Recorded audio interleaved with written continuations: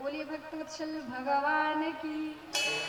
और बड़ा सुंदर ये प्रश्न है, क्योंकि इस प्रश्न का उत्तर अभी हम कथा के विश्राम में प्रयास करते हैं। और ये प्रश्न हर जगह जहाँ भी जाओ ये प्रश्न आता ही रहता है।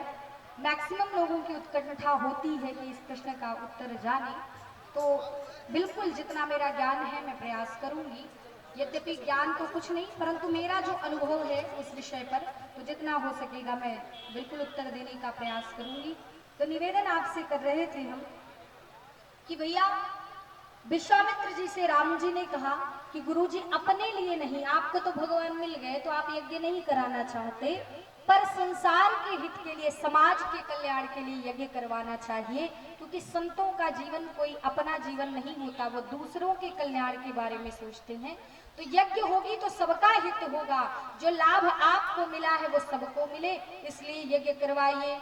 जबरदस्ती राम जी ने तैयार करवाया। आप रामचरितमानस पढ़ना, गुरु जी अपने मन से नहीं यज्ञ करने के लिए जगे हैं कि प्रात कहा मुनि सन रघुराई, प्रात कहा मुनि सन रघुराई, प्रात कहा मुनि सन रघुराई, प्रात कहा मुनि सन रघुराई, निर्भय याज्ञ करहु तुम जाई, निर्भय यज्ञ करहु तुम जाई, निर्भय यज्ञ करहु तुम जाई।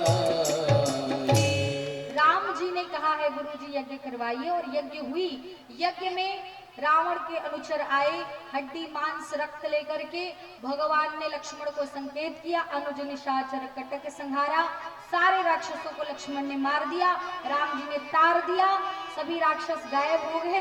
अंतर ध्यान, सभी तर गए, फिर कहां से आएंगे। केवल 1.5 राक्षसों को राम जी ने मारा। मारीच को आधा मार के कहा, जाओ अभी रामलीला हमारी पूरी करानी है, तुम्ही को माध्यम बनना है। मारीच प्रणाम करके चला गया। इधर यज्ञ तो हो गई। अब विश्वामित्र जी के यहाँ आई है चिट्ठी। कछु खाटी लगे कछु मीठी लगे, बड़ी प्यारी जनकपुर की चिट्ठी लगे। जनकपुर बड़ा प्रिय है, और आजकल लोगों को भी ससुराल प्रिय होती है, राम जी को भी बड़ी प्रिय है। तो भैया, जनकपुर से एक चिट्ठी आई है विश्वामित्र जी के पास में कि धनुष यज्ञ है। जनक जी महाराज की एक बेटी है, नाम क्या है उनका? जोर से बोलिए, क्या नाम है जनक जी की बेटी का? सियाजू। कि राम रघुबर के प्राण प्रिया भज सिया, सिया भज सिया, सिया।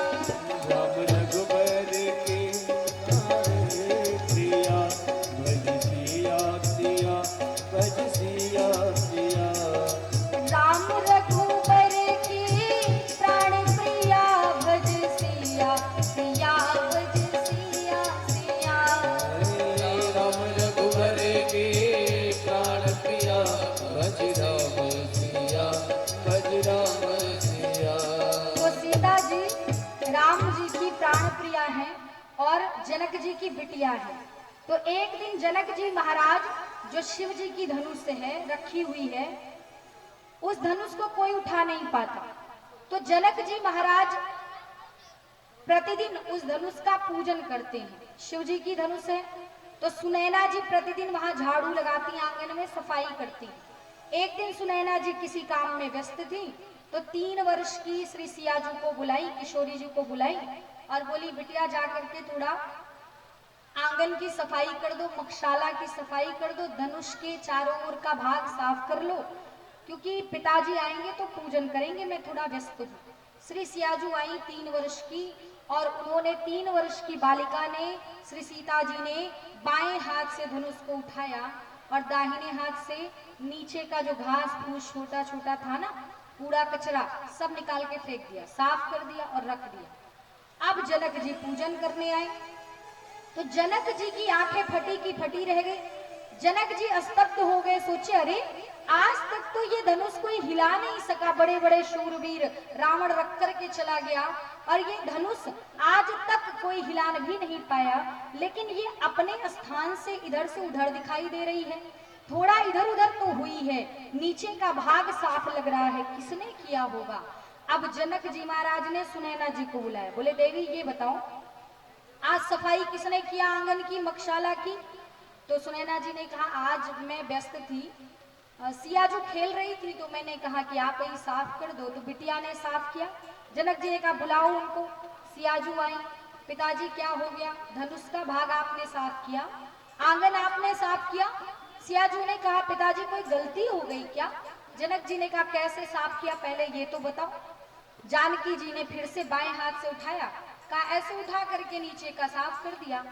अब जैसे ही धनुष को इतनी आसानी से सहजता से उठाए हुए जानकी जी को देखा, जनक जी महाराज स्तब्ध हो गए और आज समझ लिया कि शक्ति का अवतार हो चुका है और शक्ति उसे ही देना चाहिए जो सर्वशक्तिमान हो, योग्य हो।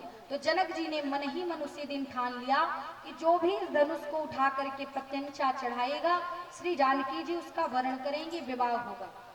बड़ी हुई है जानकी जी, तो जनक जी ने बढ़िया सुंदर उपक्रम बनाया और हर जगह पूरे देश में ब्रह्मांड में ऋषि मुनि राजागण देव धनुज जो भी है ना, सबके पास चिट्ठी भेजा, निमंत्रण कार्ड भेजा, हल्दी बाटी कि सब लोग आओ श्री सियाजू के स्वयंवर में, जो भी धनुष उठाएगा उसी से सीता का विवाह होगा। केवल एक जगह कार्ड नहीं भेजा, बाकी पूरे ब्रह्मांड में भेजा, हर जगह कोई राजा बाकी नहीं है, लेकिन एक जगह नहीं भेजा। कहां पर? अयोध्या में नहीं भेजा। अयोध्या को छोड़कर बाकी हर जगह चिट्ठी गई, बाकी हर जगह कार्ड गया, बाकी हर जगह आमंत्रण इनविटेशन हल्दी हर जगह गई, लेकिन अयोध्या में जनक जी ने मना कर दिया। दूतों से कहा हर जगह जाना चाहिए पर अयोध्या में गलती से कार्ड नहीं जाए। दूतों ने पूछा महाराज क्यों अयोध्या में नहीं जाए? अयोध्या तो आपका बहुत बढ़िया मित्र राजा की नगरी है, दशरथ जी तो आपके बहुत अच्छे मित्र हैं, आपका झगड़ा भी नहीं है, तो अपने मित्र के यहाँ आप कार्ड क्यों नहीं भेजना चाहते? जनक जी ने कहा मेरे बहुत अच्छे मित्र हैं लेकिन कार्ड नहीं जाना चाहिए। बोले क्यों नहीं कार्ड जाए? तो जनक जी ने बताया कि 22 साल पहले की घटना है। एक बार जनक जी की नगरी में जनकपुरी में एक मायावी सूकर था जिसका आतंक बहुत था। एक बड़ा सा बारह जिसको ग्रामीण भाषा में सुअर कहते हैं, एक सुअर था बहुत बड़ा सा मायावी सुअर, वो रात्रि में आकर के पशुओं को उठा के लेके चला जाता था। तो प्रजा बड़ी परेशान हुई।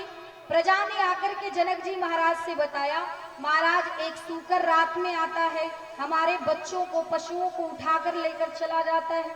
जनक जी महाराज ने कहा चिंता मत करो, आज मैं उस सूकर का वध करूंगा, मारूंगा। और जनक जी महाराज अपने भाई के साथ घोड़े पर बैठे अश्व पर आरूढ़ होकर के उस सूकर का पीछा किया। भागते भागते वो सूकर जंगलों में चला गया, अयोध्या के जंगल में प्रवेश कर गया। थोड़ी दूर पर राजा का महल है अयोध्या। जैसे जंगल में जनक जी महाराज पहुंचे, बाण का संधान किया, बाण मारा है तो मायावी सूकर तो वहां से गायब हो गया, अंतर्ध्यान हो गया और गलती से गाय जा रही थी, उसी गाय को बाण लग गया। गाय बेचारी धड़ाम से नीचे गिरी और प्राणांत हुआ, शरीर शांत हुआ, मर गई। जनक जी महाराज निकट जाकर देखे पास में तो देखा है कि गाय तो शून्य हो चुकी है, मर चुकी है। महाराज जनक जी को बड़ा दुख हुआ कि मेरे हाथ से तो गाय की हत्या हो गई, गाय का वध हो गया।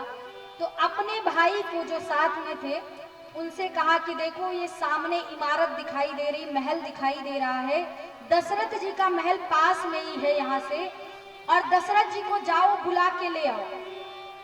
दशरथ जी बहुत बड़े ज्ञानी हैं, वेदांती हैं, अगर दशरथ जी चाहेंगे तो गाय जिंदा हो जाएगी, क्योंकि उनके पास क्षमता है जिंदा करने की, जीवित करने की।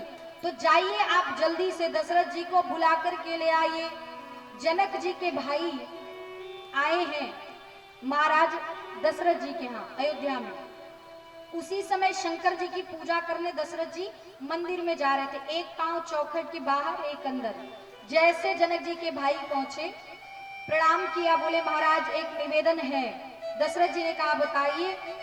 कहा एक गाय मर गई है मेरे भैया के हाथों से गलती से, आप चल करके उसको जीवित कर दीजिए, उन्होंने भेजा है।